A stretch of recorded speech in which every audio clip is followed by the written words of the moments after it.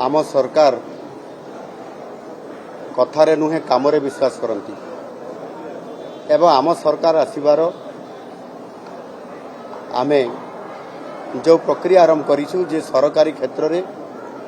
5 वर्ष भितर 1.5 लाख लोक नियुक्ति प्रदान करूँ बोली आउ से पथरे आज आम आरंभ करूँ। आज 7टी विभागर मोट 4623 जन को आज नियुक्ति प्रदान करागला। एवं जदि आम देखा ताहले गत 22 मास भितर आम सरकार आसबार 15टी नियुक्ति मेला आम कर सारूँ एवं से 44,082 जन को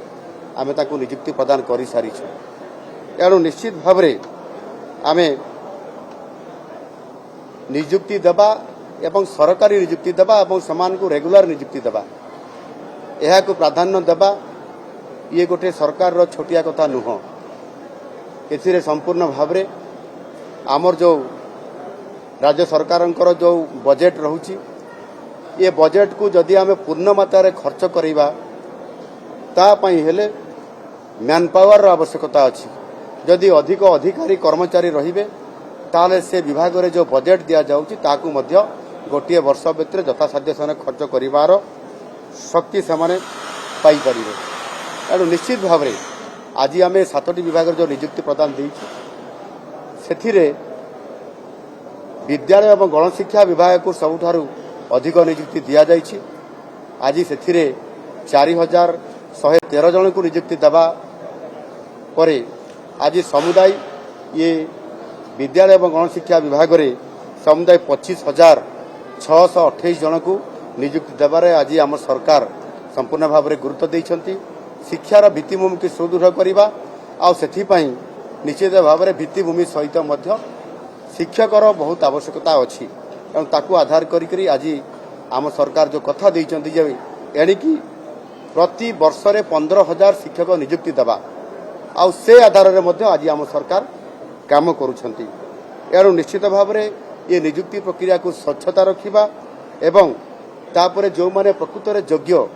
सेमानंकु सामना को आनिबा एवं समान को नियुक्ति प्रदान करिबा ये कठिन काम हेले मध्य आम सरकार ताकू आज निश्चित कार्यकारी करिया पई जाउछंती। एणु आमे सबु बेले आमर यशस्वी प्रधानमंत्री नरेंद्र मोदी जी जो आमको दिग्दर्शन दौरान एवं संपूर्ण भाव में एक विकसित भारत बनैबार जो परिकल्पना करिसेंती जो संकल्प नैछंती एवं सेथिपाई आज डबल इंजिन सरकार आम राज्य सरकार मध्य आज समृद्ध ओडिशा तथा विकसित ओडिशा गठन करिया पई आज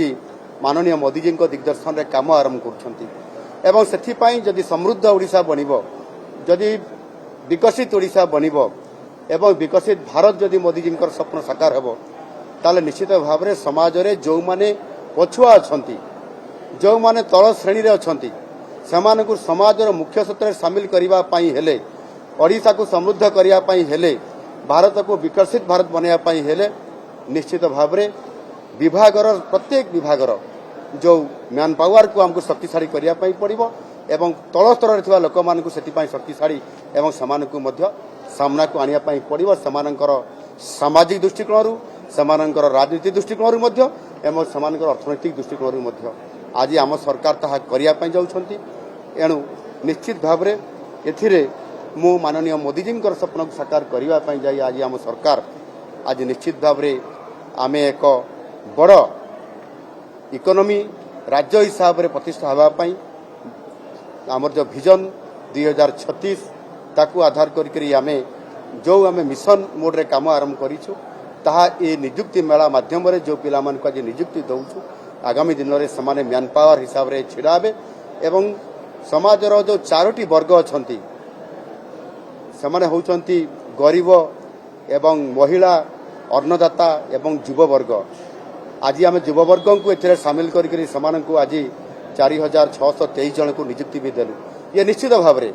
ये युववर्ग होउचंती आमर समृद्ध ओडिशा बनैबारे समान होउचंती प्रकृत आगामी दिन में बिंधाणी हेबे। एणु सेमानकु सामना को आनिबा स्वच्छतार सहित